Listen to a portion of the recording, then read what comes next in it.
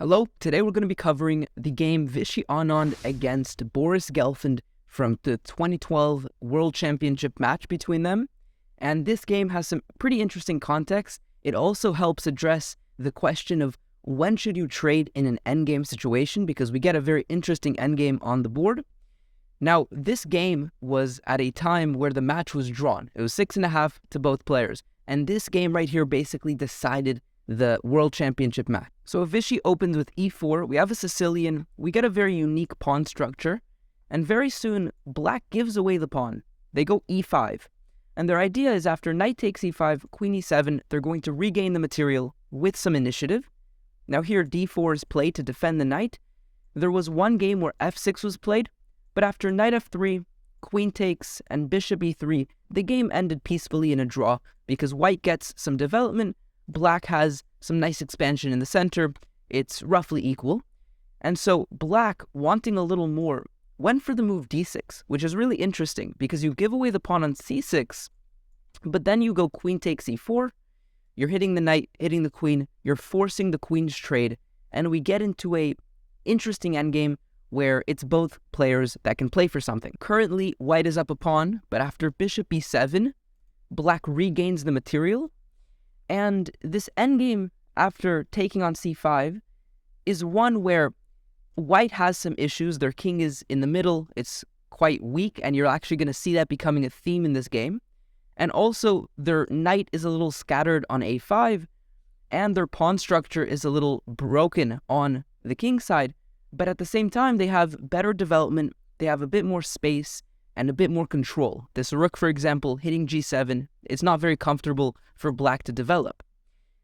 Black decided to go after knight to c3 and castle long, which looks a little weird, but the king is actually rather safe here, and the rook is now activated. And again, this is sort of delaying the development on the king side because it's a little difficult to do so.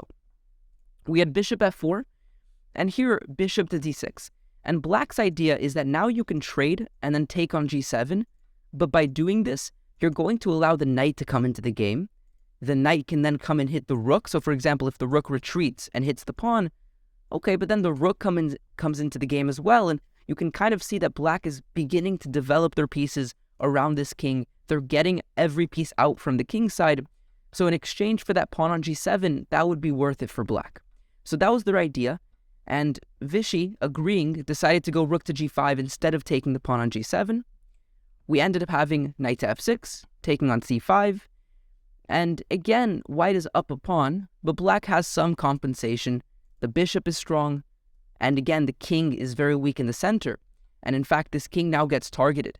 The point is the king no longer has the luxury of really moving anywhere, so white needed to block here, but now the knight is very weak. And after knight b4, that idea is really emphasized. The knight is under a lot of pressure now.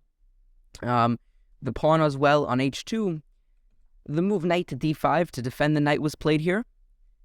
But now knight takes on e3, knight takes, and the very simple bishop g4.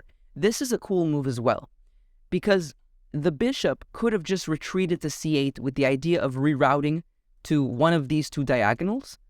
But they decided, Boris Gelfand, to first throw in this check, which motivates white to go f3 and then put the bishop on c8. And the question is why? Well, it's quite simple. With the pawn on f3, the second rank is more open. And so when the rook comes to h6, there's going to be some serious threats to infiltrate, not only winning the pawn on h2, but also just completely infiltrating on the second rank. So this is black's idea by motivating the move f3. So bishop c8, rook to e1, and indeed rook to h6, hitting the pawn. We have rook to h1 to defend, and here Gelfand should have played rook to d6, controlling the d-file and really paralyzing all of white's pieces. Their rook can't travel anywhere active because then they're going to hang the knight. Their other rook can't really move anywhere because if it does, the rook will return and hit the pawn again, and we're just going to repeat. The knight can't move, it's pinned. The king can't move because it either loses the knight, or after king to f2, there's going to be check and, some sort of repetition with king to f2. So rook to d6 would have been a very strong way to hold a complete drawish position. However, Gelfand went for the immediate rook e6, and this puts immediate pressure on one hand, but after rook c3, the position is clarified, and the king can move, this rook can get a bit more active. White's pieces look perhaps like they're a bit more stuck, but they're actually not. There's, again, more clarity in the position. There's no longer the various different threats with the rook cutting over the d-file. The king can now come to the d-file, for example, and after f5, we indeed see that. In view of the threat of f4, the king jumps away from this file. We have f4 anyways. The knight comes to d5, and g5 to defend. And what you end up seeing here is an endgame situation where both of black's rooks get active, but white manages to still defend everything. And in this resulting endgame, white is simply up a pawn. We end up having a trade of one rook, and the question is, can white win this position up a pawn, or is this objectively drawn?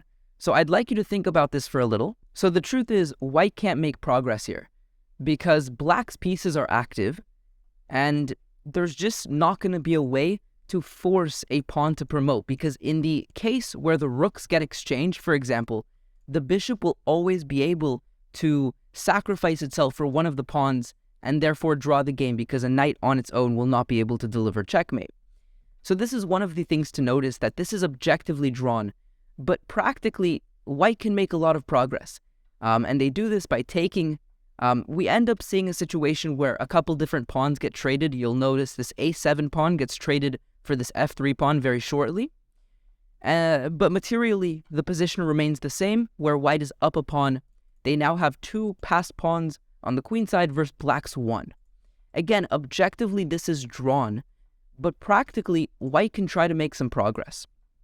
Now, one of the things to understand here as black, you never want to allow the opponent to trade the bishop for the knight, because the rook endgames have a far bigger tendency to be able to convert in a position like this, where the pawns are on their own on one side of the board.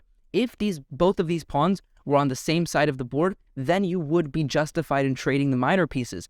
But with the pawns being so far away from each other, the rook will be able to guide these two pawns to promotion. So trading the minor pieces is not a good idea here. And in general, that's a good rule to apply to many different endgames, where you don't really want to trade pieces if you're a weaker side, because the more pieces you have, the more opportunities you have to find defensive resources, and you're going to see this highlighted here. So Gelfand realizes this, and he goes for the check to avoid the trade. And then you'll notice again, there's kind of a fork. So once again, the check is the way to avoid the trade. Eventually, the bishop ends up putting itself on this diagonal right here. And this is sort of a very smart defensive setup for black, because the rook can cut along the ranks, and the bishop can cut along the diagonal to fully stop and paralyze this pawn from making progress. And this is what black should have done. But they ended up blundering. And in this position, after the move king d8, the move rook to f5 was played. And the issue here is that you've now allowed your opponent, white, to trade the minor pieces. And again, like I said, this is not something that you want to do. So in the game, the trade of the minor pieces happened, and now this endgame is simply winning. The rook is too active, the pawn and king is too active. But I want to illustrate that if you do not allow this trade to happen, and in this position, let's say you just move the bishop, white can't make any progress. Again, keeping pieces on the board when you're the weaker side is usually good in endgames. White simply doesn't have the attacking possibilities, because this bishop is a complete monster here. For example, after king to b6, we can simply shuffle the bishop around, check, the king can come to e7, and if you ever try to come to the 7th rank, the king will be able to come back. Here you're actually losing the knight. If you come to this square instead, there's a variety of options, but for example, rook to f5, and again, it's difficult to defend. After king to b6, you can come and play this move, and it's a draw. You can actually just repeat, and repeating the position. There's basically no way for white to make progress, and a lot of that relies on the control of the light square by not trading. Another point, though, is again, if the pawn ever reaches b7, black has the luxury of trading off the bishop for the pawn, which, depending on the situation, could be an objective draw. So let's get back to the game. There's just a couple more moves, because the truth is, in this rook endgame, as I mentioned, this is simply winning. The king comes to b6. There's ideas of giving a check now. So rook to b3, we have check, the king moves, And here, there's a couple of different ways to convert. You basically want to move the king while simultaneously keeping contact with the pawn and letting it run. So you begin by defending the pawn like this. So the king is now free to move. And one of your ideas now, for example, is to go king to a7. And after check, go king to b7. And then you'll have the ability to go b6 next. This is a pretty easy win for white to convert. So there you have it, a world championship match, which was decided on the basis of a very complicated but exciting endgame. Hopefully you enjoyed the video. Make sure to subscribe. If you're new around here, like this video if you learned something new from it, and I'll see you guys next time. Peace out.